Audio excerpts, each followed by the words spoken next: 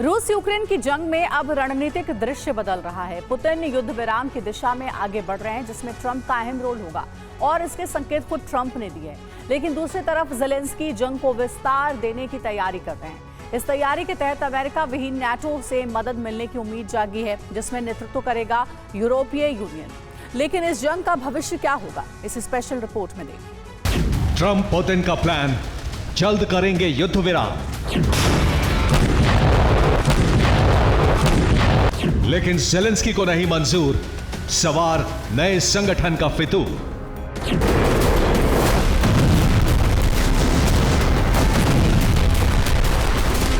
Ukraine रूस की जारी जंग में अब तक दो ही तरह की स्थिति का सामना हुआ है।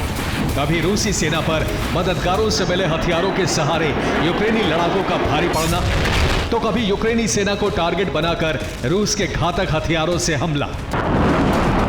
UEM जयपुर एक आदर्श लक्ष्य है।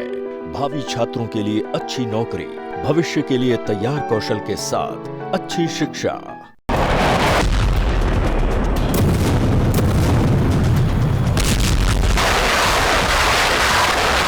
इन दोनों स्थिति में बदलाव अगर कहीं देखा, वो था सिर्फ रणनीति में।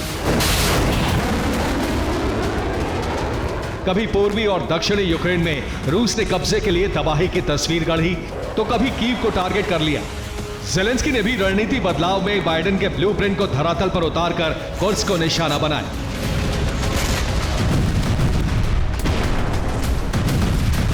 तो कभी क्रीमिया को टारगेट कर लिया।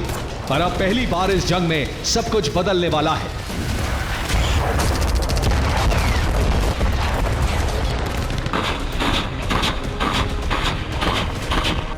ट्रंप सत्ता में आएंगे, समीकरण बदल जाएंगे। यूक्रेन के मोर्चे पर जो संकेत मिल रहे हैं वो चौंका रहे हैं। ये संकेत है यूक्रेन की जंग में अब तक सबसे बड़े सहयोगी के तौर पर काम करने वाले अमेरिका के फैसले में बदलाव, जिसकी पृष्ठभूमि में मुख्य किरदार होंगे प्रेसिडेंट ट्रंप, जो अपने निर्वाचन से पहले ही यूक्रेन में युद्ध विराम के पक्ष में हैं और शपथ ग्रहण से पहले ही वो इस दिशा में कदम बढ़ा रहे हैं, जिसका खुलासा खुद फ्लोरिडा में अपने निवास पर किया। रिपब्लिकन गवर्नर्स की बैठक से पहले उन्होंने कहा कि बाइडेन का कीव को बिना शर्त सहायता देना ठीक नहीं है।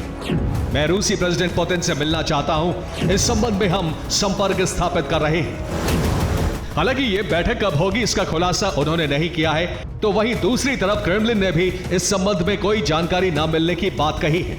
लेकिन ट्रंप के इस बयान से साफ तौर पर जाहिर होता है कि वो यूक्रेन रूस के युद्ध में शांति स्थापना के पक्षधर हैं, जिसका प्रस्ताव उनकी टीम तैयार भी कर चुकी है।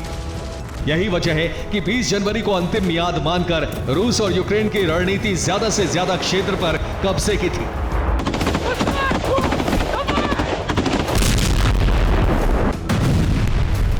हालांकि ट्रंप के इस रुख को शांति स्थापना के अवसर के तौर पर देखा जाना चाहिए था, लेकिन ऐसा हो नहीं रहा है।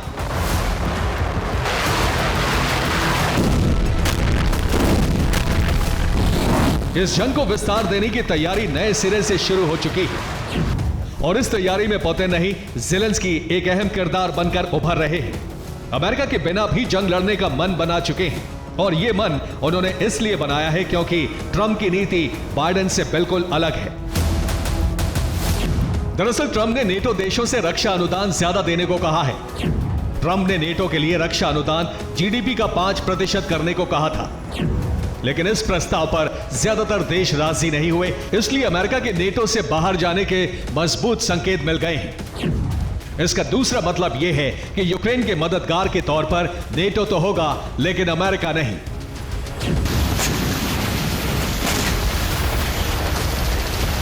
यही वजह है कि ट्रंप और पुतिन की मुलाकात से यथास्थिति युद्ध विराम का प्रस्ताव तय होता है, तो ज़ेलेंस्की के हाथ से एक बड़ा क्षेत्र निकल जाएगा। लेकिन नेटो के बाकी देश ऐसा होने नहीं देना चाहते, इसलिए जंग की तैयारी अमेरिका के बिना भी शुरू हो चुकी है और यह फैसला हुआ है रामस्टाइन की बैठक में और तय हुआ कि इस जंग का नेतृत्व करेगा यूरोपियन यूनियन। और इसकी पुष्टि करती है ट्रंप के सत्ता में आने से पहले बाइडेन प्रशासन की तरफ से जारी हुई यूक्रेन के लिए मदद।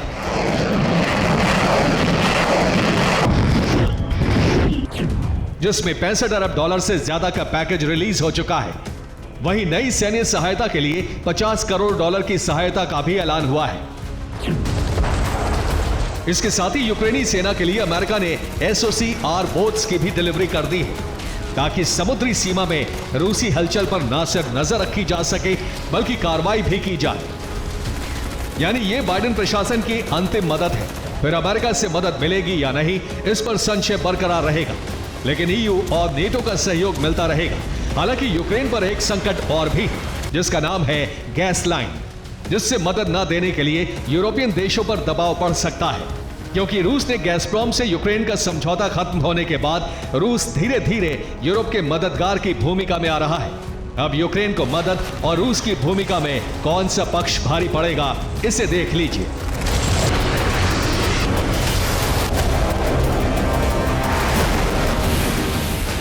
ट्रंप शासन में अमेरिका के बिना युद्ध की तैयारी के संकेत कीव के रणनीति से मिले हैं, जिसके तहत यूरोपीय यूनियन यूक्रेन को समर्थन देने वाले देशों का नेतृत्व करेगा।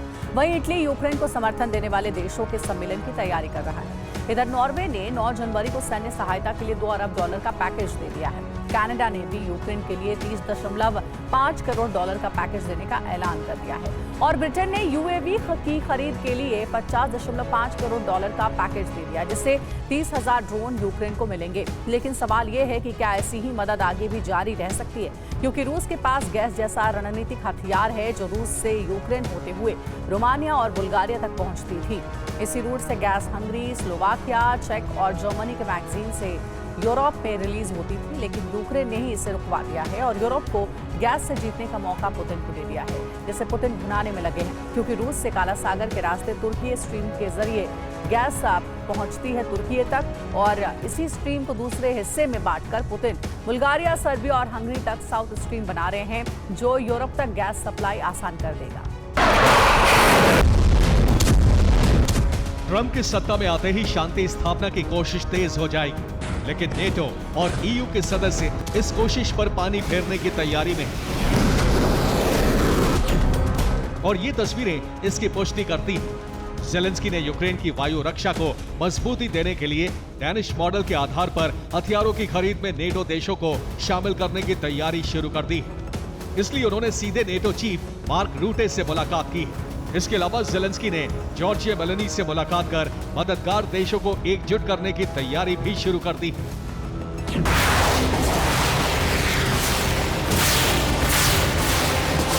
और ज़ेलेंस्की की इस कोशिश को समर्थन भी मिल रहा है, लेकिन जंग जिस दिशा में जा रही है वहां न सिर्फ ज़ेलेंस्की के मददगारों पर युद्ध का संकट मंडरा रहा है, बल्कि घरेलू मोर्चे पर भी यूरोपियन मददगारों के सामने मुश्किल खड़ी हो गई है।